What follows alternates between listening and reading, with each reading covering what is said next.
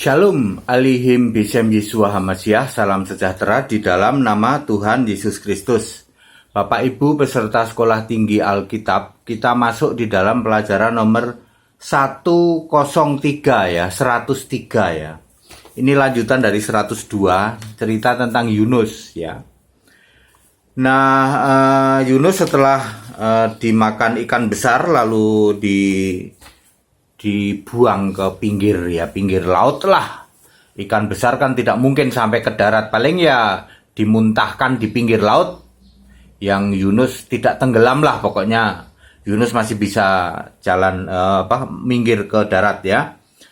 Yunus pasal 2 ayat 1 sampai 9, Yunus doa syukur dari dalam perut ikan ya.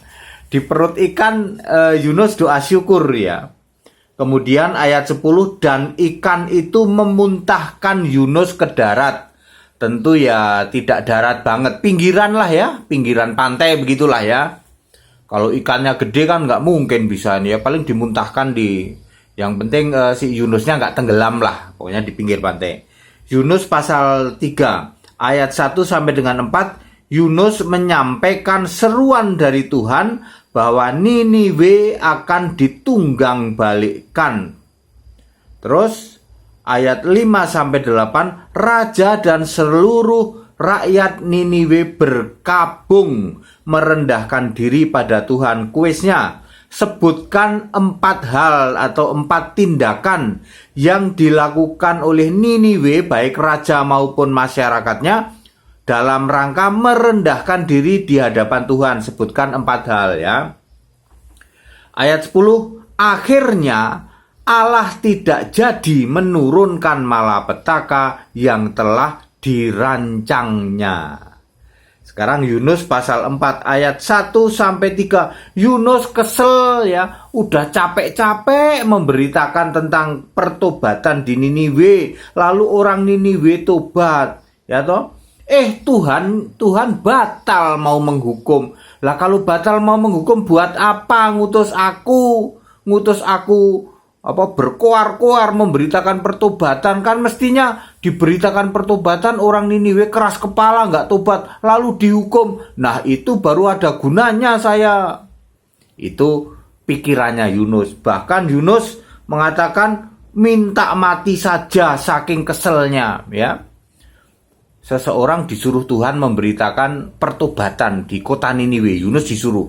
Udah gitu pakai dimakan ikan segala ya. Terus diberitakan, orang Niniwe-nya tobat. Ya, terus Tuhan nggak jadi menghukum. Makanya Yunusnya kesel ya. Kuisnya, apa jawaban Tuhan atas kekesalan hati Yunus? Ya kan Yunusnya kesel tuh. Tuhan kalau udah begini mah ngapain utus aku? Mendingan aku mati. Maksudnya mati dimakan ikan itulah, atau mati di laut ya. Ngapain udah nyemplung ke laut, nyebur ke laut masih hidup, dimuntahin sama ikan. Terus nyuruh khotbah lah ya di Niniwe. Niniwe-nya tobat lalu engkau membatalkan hukuman. Lalu kalau udah gitu mah mendingan aku mati aja gitu ya. Apa respon atau jawaban Tuhan atas kekesalan hati Yunus? Ayat 4 sampai 9, Yunus pasal 4 ayat 4 sampai 9. Yunus saking keselnya, ini ada peristiwa Yunus dengan pohon jarak. Ya. Pohon jarak adalah Yunus dan pohon jarak, cara Tuhan menjelaskan pada Yunus. Yunus, kamu kan lagi kesel kan? Lagi kesel soal kenapa aku kok membatalkan hukumanku pada Niniwe. Nah, ini ada peristiwa Yunus dengan pohon jarak ya. Itu cara Allah menjelaskan pada Yunus ya. Kuisnya, bagaimana kronologi Yunus dan pohon jarak itu ya. Secara garis besarnya Yunus lagi kesel terus nongkrong gitu. Terus ada pohon jarak tumbuh di belakangnya ya. Wah, enak nih, adem nih gitu ya. Nggak lama kemudian dimakan ulat pohon jaraknya, langsung layu, mati. Kesel lagi Yunus gitu ya. Terus ya itu cara menjelaskan, Allah menjelaskan ke Yunus. Nah kuisnya itu bagaimana kronologinya itu. Ayat 11, Allah sayang pada Niniwe kota dengan 120.000 orang dan berbagai ternaknya ya. Walaupun kota itu tidak tahu membedakan tangan kanan dari tangan kiri. Tapi Allah itu sayang sama Niniwe, makanya ketika Niniwe tobat, Allah membatalkan rencana hukumannya.